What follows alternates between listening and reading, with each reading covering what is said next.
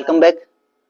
आज हम जानेंगे कैप्स्टन और टरट लेथ के बीच में जो बेसिक डिफरेंस होते हैं उनके बारे में, क्योंकि कई बार इन दोनों के बीच में जो कंपैरिजन होता है उसको डिफरेंशिएट करने में बहुत कंफ्यूजन क्रिएट हो जाता है। तो आज हम डिस्कस करेंगे इसके बारे में। तो सबसे पहले capstan lathe. Capstan lathe basically एक सेमी ऑटोमेटिक टाइप की मशीन होती है जो कि मास प्रोडक्शन के लिए काम में ली जाती है। और टरट लेथ की अगर हम बात करें तो टरट लेथ भी वैसे मास प्रोडक्शन के लिए काम में ली जाती है। तो दोनों के बीच में डिफरेंस क्या है, तो मैं इसका डायग्राम बना देता हूँ, एक सिंपल डायग्राम जिससे आपको ये समझ में आ जाएगा। ये अपनी कैप्स्टन लेथ होती है, इसके ऊपर होती है अपनी सैडल होती है, सैडल के ऊपर होती है अपनी रेम, ये है अपनी सैडल के ऊपर होती है अपनी रेम, और रेम के ऊपर होता है अपना टूल पोस्ट जो कि हेक्सागोनल टूल पोस्ट होता है। बेसिकली हेक्सागोनल टूल पोस्ट होता है, यहां पर आप अपने टूल को माउंट करते हो।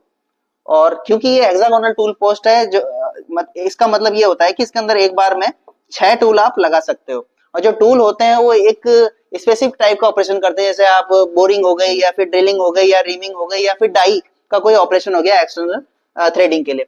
और यहाँ पर चक के बजाय आप कॉलेट यूज करते हो। Collet is use for small type of job. Collet जो होता है वो छोटे जॉब के लिए काम में लिया जाता है। तो इसके अंदर हम जो जॉब काम में लेंगे वो बेसिकली 10-60 mm डायमीटर तक के जॉब को बनाने के लिए काम में लेंगे, और उसको होल्ड करने के लिए हम काम में लेते हैं कॉलेट, COLLET, कॉलेट काम में लेते हैं। ठीक है, अब टरट लेथ की अगर हम बात करें तो टरट लेथ भी दिखने में इसी के समान होती है, बस यहां पर आप लगा देते हो चक जो कि पावर जनरेटेड होता है, पावर जनरेटेड चक होता है। और यहां पर सैडल होती है और सैडल के ऊपर माउंट होता है अपना टूल पोस्ट। ठीक है, और टूल पोस्ट भी अपना हेक्सागोनल होता है। तो डिफरेंस क्या है इन दोनों के बीच में बेसिक, तो आप ये देखेंगे कि जब हम टूल को मूव कराते हैं मशीनिंग के लिए तो इस डायरेक्शन में मूव कराएंगे जिसको अपन लॉन्गिट्यूडनल एक्सिस बोलते हैं। तो इसको मूव कराने के लिए जो मोशन होती है, जो फीड होती है, वो अपनी सैडल को प्रोवाइड की जाती है, इस सैडल को प्रोवाइड की जाती है। तो सैडल जब आगे पीछे जाती है तो ऑब्वियसली ये जो टूल होता है, अपना टूल पोस्ट होता है, ये भी आगे पीछे जाता है और अपनी मशीनिंग करता है। जबकि इसमें क्या था, इसमें जो आपका सैडल होता है वो स्टेशनरी होता है, यानी कि स्थिर होता है। सैडल आपका स्टेशनरी होता है, ये मूव नहीं करता। तो मूव क्या करता है, मूव करता है आपका रेम। और रेम के ऊपर ही, क्योंकि आपने टूल पोस्ट को माउंट किया है तो रेम के साथ में आपका जो ये टूल पोस्ट होता है ये भी आगे पीछे मोशन करता है, जिसके कारण आपकी मशीनिंग होती है। तो बेसिक डिफरेंस ये है। आगे के डिफरेंस क्या हो सकते हैं इसमें, कि इसमें आप बड़े डायमीटर तक का जॉब लगा सकते हो जिसकी रेंज होती है 120 mm तक का। और इसके अंदर जो चक है वो पावर ऑपरेटेड चक है, ये मैं पहले बता चुका हूं, पावर ऑपरेटेड इसके अंदर चक होता है। ठीक है, अब क्योंकि इसमें सैडल मूव कर पा रही है आगे पीछे, तो आप देख पा रहे हैं कि सैडल किसके ऊपर है, सैडल माउंट है बेड के ऊपर। ठीक है, सैडल अपनी माउंट है बेड के ऊपर। अब क्योंकि सैडल इसके बेड के ऊपर है तो हम देख सकते हैं बेड की जो लंबाई है वो यहां से लेकर के यहां तक है, इसलिए मैं कह सकता हूं कि सैडल फ्री है to move this side to this side. तो इसके अंदर जो लेंथ ऑफ ट्रेवल होता है, टूल का जो लेंथ ऑफ ट्रेवल होता है वो मोर देन होता है किससे, कैप्स्टन लेथ से। क्योंकि यहाँ कैप्स्टन लेथ की तो लिमिटेशंस है, क्योंकि मैंने बताया आपको कि यहाँ आप अगर मूवमेंट दोगे, यहाँ अगर आप फीड दे रहे हो तो यहाँ आप रेम को फीड दोगे, जो आपकी फीड है वो आप किसको दोगे, रैम को। जबकि यहाँ आप फीड किसको दे रहे हो, मशीनिंग के लिए आप दे रहे हो अपनी सैडल को। और सैडल और ये पूरी एक ही असेंबली है, सैडल और टूल पोस्ट यहाँ पे होल वन असेंबली है, टोटल पूरी की पूरी एक ही चीज है। और यहाँ पर जो रेम है वो इसके ऊपर है, सैडल के ऊपर है। तो सैडल की लंबाई कहां से कहां तक है, सैडल की लंबाई अपनी यहां से यहां तक है। तो यहाँ पे मैंने इसको फिक्स कर दिया कि जो मेरा टूल पोस्ट है वो यहां से लेकर यहां तक ही मूव कर पाएगा, इससे आगे नहीं जा पाएगा। तो आपको पता चल गया कि यहाँ पर इससे मुझे क्या कंक्लूजन निकला, इससे मेरा कंक्लूजन निकला कि यहाँ जो टूल ट्रेवल लेंथ जो होती है वो होती है फिक्स्ड। ठीक है, और लेस देन दिस टरट लेथ। जबकि यहाँ क्या होता है, यहाँ पर जो टूल ट्रेवल जो लेंथ होती है वो होती है मोर देन कैप्स्टन लेथ। ठीक है, ये बेसिक डिफरेंस है। अब इसके आगे हम और चलेंगे। अब देखिए, क्योंकि मैं बता चुका हूं कि ये दोनों टाइप की जो लैथ मशीन होती है ये बेसिकली सेमी ऑटोमेटिक टाइप की लेथ है, मतलब कि ना तो फुल्ली मैनुअल मशीन है और ना ही फुल्ली ऑटोमेटिक है। तो ऐसा क्या है कि ये सेमी ऑटोमेटिक इसको हम बोल सकते हैं। तो आपने देखा होगा जो मैनुअल मशीन होती है उसके अंदर क्या होता है, हमको टूल सेट करना पड़ता है, बार बार टूल को हटाना पड़ता है, फिर लगाओ फिर हटाओ, तो उसमें टूल सेटिंग टाइम जाता है, ठीक है, जो कि अपने लिए जो मैन्युफैक्चरिंग में अपने यूज में नहीं होता है, वो प्रोडक्शन लॉस ही एक तरीके का। तो उसको हटाने के लिए हम क्या करते हैं, इसके अंदर एक टरट हेड लगाते हैं, इसके अंदर हम एक टरट हेड लगाते हैं। टरट हेड माउंट होता है रेम के ऊपर, और अगर आप टरट लेथ की बात कर रहे हो तो वो माउंट होता है अपना सैडल के ऊपर। तो यहाँ एक बार में कितने टूल लग सकते हैं, 6 टूल, 6 टूल आप लगा सकते हो, जैसा कि मैं पहले ही एक्सप्लेन कर चुका हूं। कौन कौन से ऑपरेशन कर सकते हो आप, ऐसे ऑपरेशन जो कि लेथ की एक्सिस के लॉन्गिट्यूडनल ही वर्क करते हैं, जो कि इसी दिशा में वो चलेंगे। जैसे ये लेथ मशीन थी हमारी, ये जो अपनी लेथ मशीन थी, तो इसी दिशा में वर्क करेंगे। तो ऐसे कौन कौन से ऑपरेशन होते हैं, मैं डिस्कस कर चुका हूं पहले भी। ऐसे होते हैं अपने ड्रिलिंग ऑपरेशन ले लो आप, रीमिंग ऑपरेशन ले लो, और कौन से ऑपरेशन, बोरिंग ऑपरेशन ले लो, या डाई ले लो, अगर आपको एक्सटर्नल थ्रेड काटने हैं तो इस तरीके के, ठीक है। तो होता है क्या है इसमें, एक बार में जैसे आपने इस टूल का काम ले लिया, 1 नंबर का टूल है जो आपने काम में ले लिया, अब आपको क्या करना है, आपको 2 नंबर का टूल काम में लेना है, तो आपको इसको रिप्लेस करने की, हटाने की जरूरत नहीं है। आप क्या करोगे, यहाँ पे आपको स्टार व्हील एक ऑप्शन दिया जाता है, आपको स्टार व्हील दिया जाता है, यहाँ पर होता है एक हैंडल टाइप का होता है, उसको आप मूव कर सकते हो, थोड़ा सा रिवर्स लो और थोड़ा उसको फॉरवर्ड ले लो। तो होता क्या है कि इसके अंदर एक मैकेनिज्म होता है जिसके कारण ये जो टूल है ये पोजीशन ले लेता है यहाँ पर। तो ऐसा क्या हुआ, जिसके कारण इस स्टार व्हील को घुमाने से ये टूल इधर आ गया, या स्टार व्हील को 2 बार घुमाऊंगा तो फिर ये टूल इधर आ जाएगा, या 3 बार घुमाऊंगा तो ये टूल इधर आ जाएगा। वो मैकेनिज्म क्या है, वो जो मैकेनिज्म होता है वो होता है इंडेक्सिंग मैकेनिज्म। ऐसा होता है इंडेक्सिंग मैकेनिज्म। तो मैं कह सकता हूं कि इंडेक्सिंग मैकेनिज्म के कारण ही टूल को बार बार लगाना और हटाने का जो झंझट थी वो मेरी दूर हो चुकी है। तो इससे मेरा मशीनिंग टाइम है वो मेरा कम हो गया, इससे मेरी प्रोडक्शन रेट बढ़ जाएगी, ठीक है। एक तो ये इसका एडवांटेज होता है, फर्स्ट एडवांटेज ये है इस मशीन का, सेमी ऑटोमेटिक मशीन का। दूसरा एडवांटेज क्या है जो कि मैं कैप्स्टन और टरट लेथ काम में ले रहा हूं, सेकंड एडवांटेज है इसमें बार फीडिंग सिस्टम।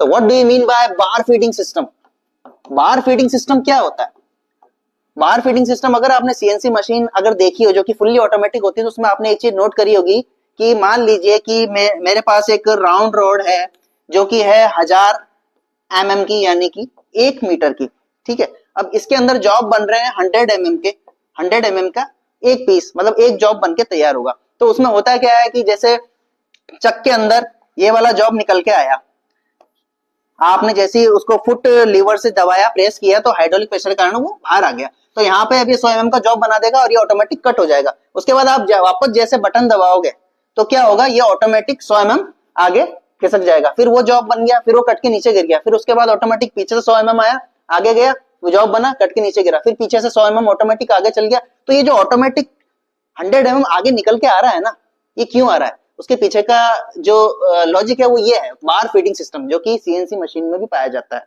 तो ये हम किस में काम में लेते हैं, ये हम टरट लेथ में भी काम में लेते हैं। इसके लिए एक अलग से असेंबली बनाई जाती है, इसके लिए पूरा अटैचमेंट लगाया जाता है, टरट लेथ के अंदर अटैचमेंट लगाया जाता है जिसको हम बार फीडिंग सिस्टम बोलते हैं। तो इसका ये यूज है कि जो मटेरियल हैंडलिंग में जो अपना टाइम वेस्ट हो रहा था वो टाइम अपना बच गया है, ठीक है। तो ये 2 मेन एडवांटेज होते हैं जो कि कैप्स्टन और टरट लेथ में बताए गए, ठीक।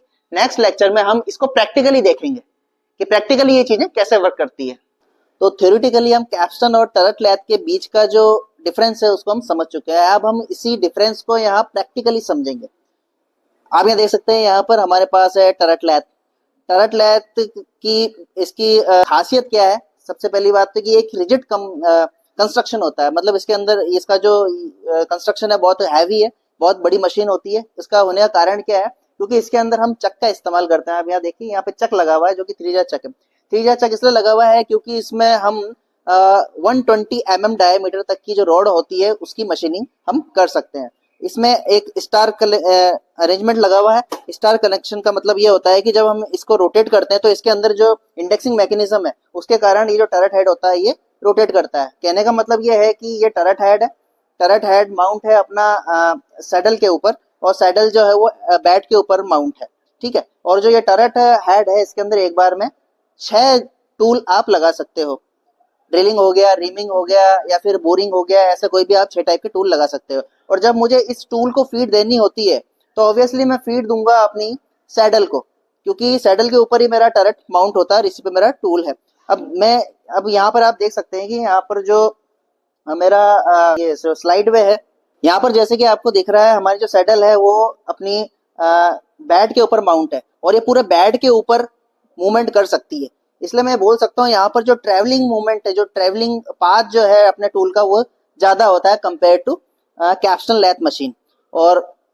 और अगर आप देखना चाहें, यहाँ पर लगा हुआ है बार फीडिंग सिस्टम, जो कि टर्ट लैथ में पाया जाता है। बार फीडिंग सिस्टम का मतलब यह है कि अगर इसमें कोई राउंड रोड की आप मशीनिंग कर रहे हो और वो जॉब बन के तैयार हो गया है, तो फिर इसमें जो नेक्स्ट पार्ट है, रॉड का जो आगे का पार्ट है, वो ऑटोमेटिकली फीड होगा।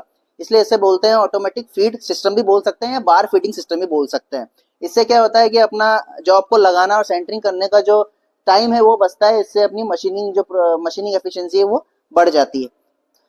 इसके अंदर एक ये व्हील लगा हुआ है जो कि क्रॉस स्लाइड के लिए, ये यूज में आता है बेसिकली जैसे आपको फिशिंग करनी है या फिर पार्टिंग करनी है, तब अपन ये यूज में ले सकते हैं। अब इसमें एक बार में देखिए यहाँ पे 4 वे टूल पोस्ट लग रखा है, एक बार में 4 टूल लग सकते हैं इसमें, और यहाँ पर एक बार में 1 टूल लग सकता है। तो यहाँ पर 4 टूल और यहाँ पर 1 टूल, तो टोटल मिला के 5 टूल आप यहाँ पे लगा सकते हो, जो फेसिंग के लिए या फिर पार्टिंग वगैरह के लिए काम में आएंगे। और 6 टूल आपके लगे हुए हैं, ये हेक्सागोनल टरट हेड लगा हुआ है।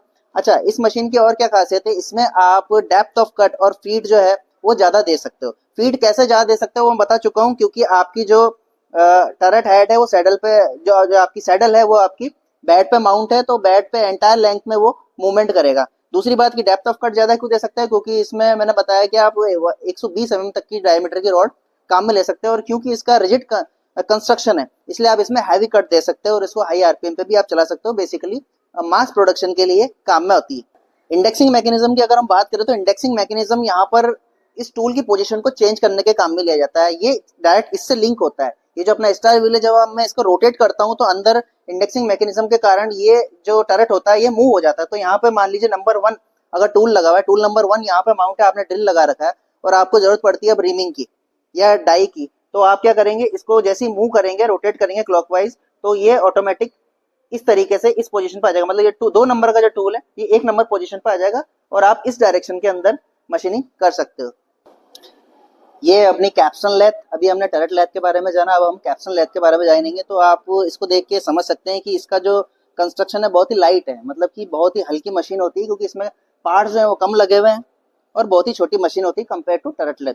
दूसरा क्या है, दूसरा आप देखेंगे यहाँ पर बैट लगा हुआ है, बैट के ऊपर आपकी सैडल माउंट होती है और सैडल के ऊपर आपकी रेम माउंट होती है, और रेम पर ही आपका टरट हेड लगा हुआ है।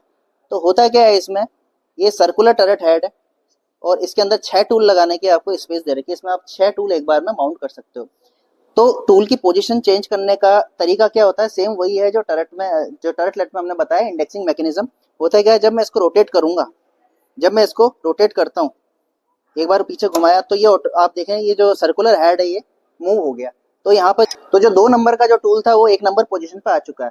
अब जैसे 2 नंबर जो 1 नंबर पे अब आया है उसका काम हो गया है। अब मुझे 3 नंबर का जो टूल है वापस से 2 नंबर पे लगाना है। तो अब मैं क्या करूंगा, इसे वापस एक बार आगे लिया इस तरीके से। अब मैं इसे जब वापस घुमाऊंगा, रोटेट करूंगा, तो ये देखिए ये जो टरट हेड था अपना वापस से मूव हो गया। तो इसमें अंतर क्या है, डिफरेंस क्या है?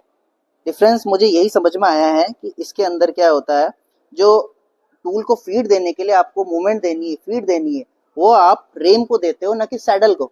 जबकि टरट में क्या था, टरट लेथ के अंदर अगर मुझे टूल को फीड देनी है तो मैं उस सैडल को मूवमेंट कर रहा था, सैडल का मूवमेंट कर रहा था, और सैडल का मूवमेंट क्या था, एंटायर बेड पे था।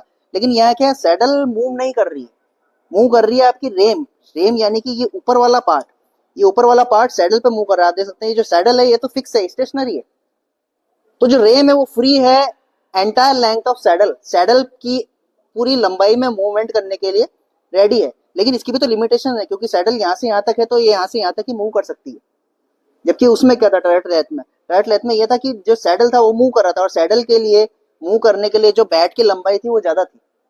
इसलिए बोल सकता हूँ कि इसमें ट्रैवलिंग लेंथ फॉर टूल कम होती है compare to टरट lathe.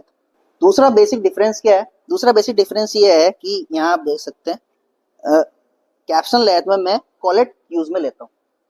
Round job का जो जो मेरा पार्ट होता है जिसकी मुझे मशीनिंग करनी है, उस राउंड जॉब को होल्ड करने के लिए मैं कॉलेट यूज में लेता हूँ। कॉलेट यूज लेने का मतलब क्या है, क्यों मैं कॉलेट यूज में ले रहा हूँ?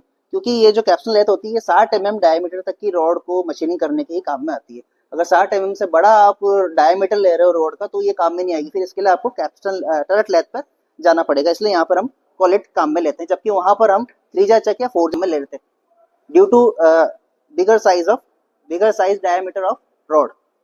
जिस तरीके से टरट लेथ में क्रॉस स्लाइड लगी हुई थी, वैसे ही कैप्सन लेथ में भी क्रॉस स्लाइड लगी हुई है, आप देख सकते हैं।